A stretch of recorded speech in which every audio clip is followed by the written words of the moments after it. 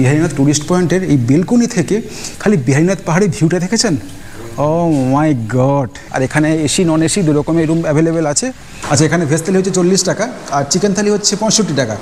এবার আমার 65 টাকা শুনে আমার একটু মানে এক্সপেকটেশনটা, আমার 65 টাকা চিকেন ভাত কী করে হয়, মন জুড়িয়ে যাবে। দেখুন পেছনে যদি এরকম দৃশ্য থাকে তাহলে আর বলার নেই বলুন। আর এইদিকে হচ্ছে আপনার অনেকগুলো কটেজ আছে। এই জায়গাটা থেকে এই যে বিহারীনাথ পাহাড়ের দারুণ ভিউ আসছে, দেখেছেন? দারুণ ভিউ আসছে, মাইন্ড ব্লোয়িং ভিউ। এই জায়গাটা যদি আপনি মিস করেন, আমি বলবো আপনি অনেক কিছু মিস করে যাবেন এই বিহারীনাথ এলে।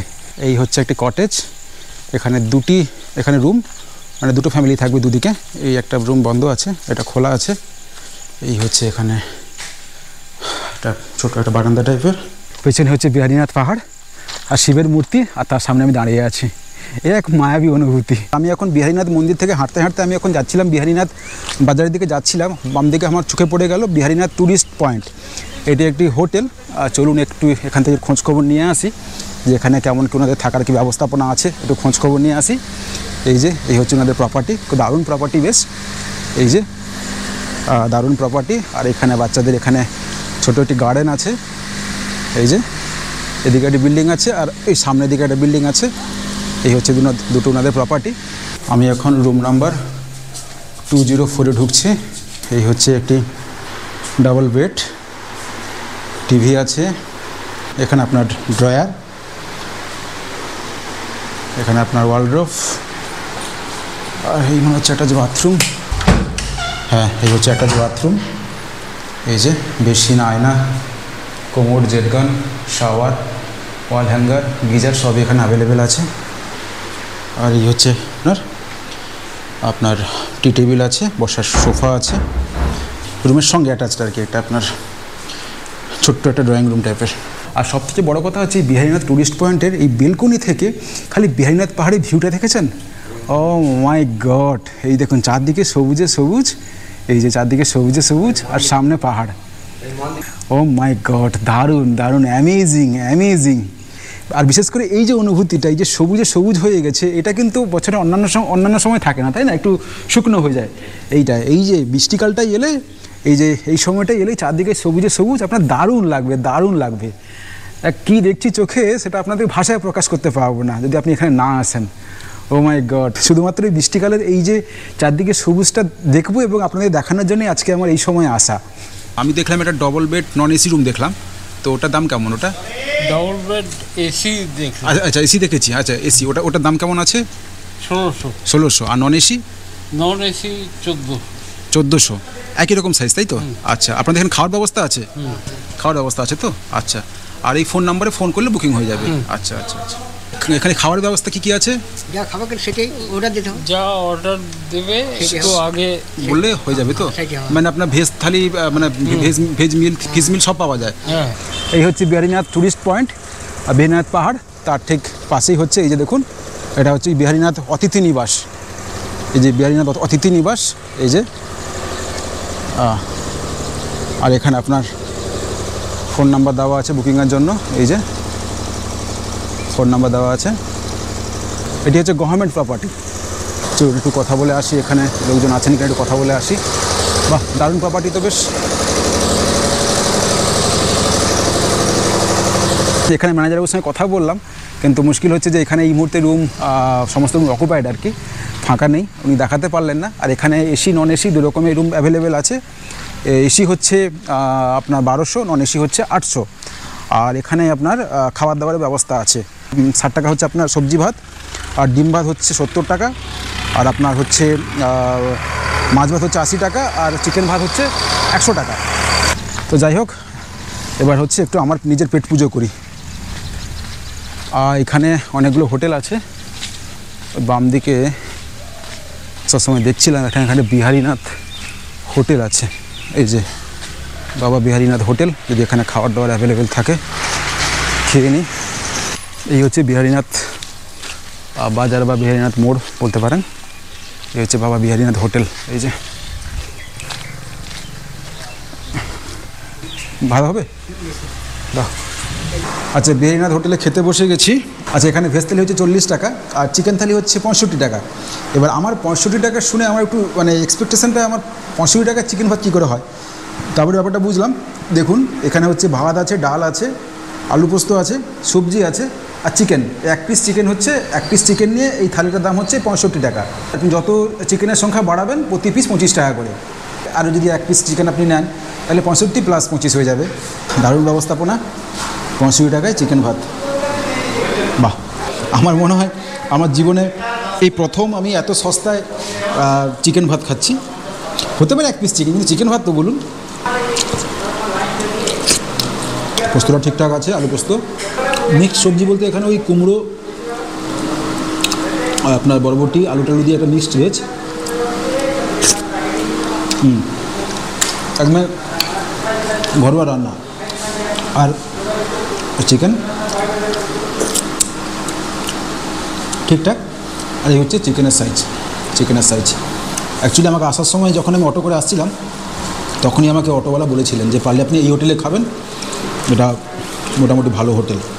এখন খাওয়া দাওয়া শেষ করি, খাওয়া দাওয়া শেষ করে আপনার সঙ্গে আবার দেখা হচ্ছে। এখন সময় 2:02। আমার খাওয়া দাওয়া শেষ। বিহারীনাথ হোটেলে খুব ভালোই খেলাম। আর বিহারীনাথ হোটেল ছাড়াও এখানে আরও পাশে দোকান দেখছি, এটা বন্ধ আছে। এখানে একটা দোকান দেখতে পাচ্ছি, এই যে হোটেল অ্যান্ড রেস্টুরেন্ট, এই যে। আর আমি এখন হাঁটতে হাঁটতে যাচ্ছি। এখানে পাহাড়ের কোলে, মানে পাহাড়ের পাদদেশে একটি পার্ক আছে। তো খুব সুন্দর জায়গা শুনেছি। আমি ওই পার্কে যাব, পার্কটা দেখবো এবং আপনাদের দেখাবো। বিহারীনাথ মোড় থেকে ওই পার্কটা ওই ইটারির দিকে একটু এগিয়ে আসতে হবে। এগিয়ে এলি 3-4 মিনিট এগিয়ে এলি ওই পার্কে যাওয়ার রাস্তা। চলুন দেখাচ্ছি। এই যে পেছনে বিহারীনাথ বাজার বা মোড়, সামনে একটি বড় রিসোর্ট আছে একটা, তার ঠিক পরেই হচ্ছে পার্ক। আচ্ছা, একটা কথা না বললে নয়, সবসময় আমরা পাহাড়ে বা এই সমস্ত জায়গায় আমরা সাধারণত শীতকালটায় আসি, মানে বেশি মানুষজন শীতকালে আসি। তো অ্যাকচুয়ালি কী হয়, আমি অনেক জায়গায় বলেছি, আবারও বলছি, শীতকালটায় এলে জানেন তো, মানে গাছপালাগুলো, তার পাতাগুলো সব শুকিয়ে যায়, ধুলো লেগে যায় প্রচুর, মানে হলদেটে ভাব চলে আসে। তখন কিন্তু এই যে চারদিকে যে এত সবুজ, এই সবুজটা কিন্তু তখন হারিয়ে যায় আর কি। তো সেই কারণে সবসময় যদি একটু পাহাড়, জঙ্গল, এই সমস্ত জায়গায় যদি তার অ্যাকচুয়াল আনন্দ নিতে চান, তাহলে কিন্তু আমার মনে হয় বৃষ্টিকাল বা বৃষ্টিকালের শেষের দিকটায় আসাটাই হচ্ছে সবথেকে ভালো সময় আর কি। এই যে বিহারীনাথ ইকো ট্যুরিজম, এই যে এখানে এটা খুব একটা বড়ো প্রপার্টি। এই যে বিহারীনাথ ইকো ট্যুরিজম, এটা খুব বড়ো প্রপার্টি। যদি আপনি একটু অফবিট জায়গা পছন্দ করেন, একটু নির্জনতা ভালোবাসেন, একটু প্রকৃতি ভালোবাসেন, তাহলে আমি তো বলবো আপনাদের উইকেন্ডে একটা দারুণ ডেস্টিনেশন হবে এই বিহারীনাথ পাহাড়। আর এখানে মোটামুটি বিভিন্ন বাজেটের এখানে থাকার ব্যবস্থাপনা আছে, কোনো চিন্তা নেই। চলে আসুন, প্রকৃতির সঙ্গে সময় কাটান, দারুণ লাগবে। এই যে প্রপার্টিটা শেষ হলো, তার ঠিক পরে এই যে ঢালাই রাস্তা, এটাই গেছে পাহাড়ের দিকে। ও মাই গড, এই জায়গাটা থেকে দেখেছেন পাহাড়ের ভিউটা কেমন দেখেছেন?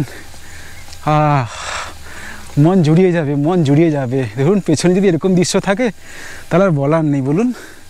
এই যে সবুজের এই যে কালারটা, এটা কিন্তু আপনি এই সময় না এলে অন্য সময় এলে পাবেন না। দারুণ লাগছে। এখানে আর একটা নতুন একটা প্রপার্টি গড়ে উঠছে দেখছি, একেবারে পুরো বিহারীনাথ পাহাড়ের পাদদেশেই হচ্ছে এই পার্কটি। যদি আপনি বিহারীনাথ পাহাড়ের আসল ভিউ পেতে চান তাহলে এখানেই চলে আসবেন। দাদা, এই পার্কটার নামটা কি? পরশমণি রিসোর্ট ও ট্যুরিজম। আচ্ছা, 20 টাকা তো। এই হচ্ছে পরশমণি রিসোর্ট অ্যান্ড ট্যুরিজম পার্ক। আর এইদিকে হচ্ছে আপনার অনেকগুলো কটেজ আছে। এই কটেজে এসে আপনার থাকতে পারেন। পার ডে হচ্ছে 2500 টাকা রেন্ট। এটা ভিউ পয়েন্ট বলতে পারেন। এই যে এই জায়গাটা থেকে এই যে বিহারীনাথ পাহাড়ের দারুণ ভিউ আসছে, দেখেছেন? দারুণ ভিউ আসছে, মাইন্ড ব্লোয়িং ভিউ, অসম। এই জায়গাটা যদি আপনি মিস করেন, আমি বলবো আপনি অনেক কিছু মিস করে যাবেন এই বিহারীনাথ এলে। এই জায়গাটা কিন্তু কোনোভাবেই মিস করবেন না। এই উঁচুতে আসবেন, এই জায়গা থেকে চারদিকের ভিউ দেখুন, অনবদ্য। এই যে দেখেছেন, দারুণ জায়গা। এটা হচ্ছে আপনার কনফারেন্স হল, এটা এই যে কনফারেন্স হল এখানে আছে, বাচ্চাদের পার্ক আছে। এই যে আপনার সঙ্গে যে বাচ্চা থাকে ওদের কিন্তু দারুণ সময় কাটবে এই পার্কে, এখানে থাকা এবং বাচ্চাদের খেলা, এবং পাশে হচ্ছে পাহাড়। ভাবুন কী অনুভূতি নিয়ে আপনার বাড়ি ফিরবেন। দারুণ জায়গা, দারুণ জায়গা। আর এখন অফ সিজন চলছে, এখন লোকজন তুলনামূলক কম। আর আমাকে যেটা বললেন যে এখানে ওই মোটামুটি পুজোর থেকে এখানে সিজন চালু হয়, পুজোর ছুটি থেকে, আর এটা চলতে থাকে দোল পূর্ণিমা অবধি। আর এই হচ্ছে এখানে বাবা ভোলেনাথের বিশাল বড় একটা মূর্তি। পেছনে হচ্ছে বিহারীনাথ পাহাড় আর শিবের মূর্তি, আর তার সামনে আমি দাঁড়িয়ে আছি। এক মায়াবী অনুভূতি, ভাষায় প্রকাশ করতে পারবো না। চলুন আপনাদেরকে এইখানকার একটা কটেজে একটা রুম দেখিয়ে দিই, দিয়ে তারপরে বেরিয়ে যাব। এই হচ্ছে একটি কটেজ, এখানে রুম, মানে দুটো ফ্যামিলি থাকবে দুদিকে।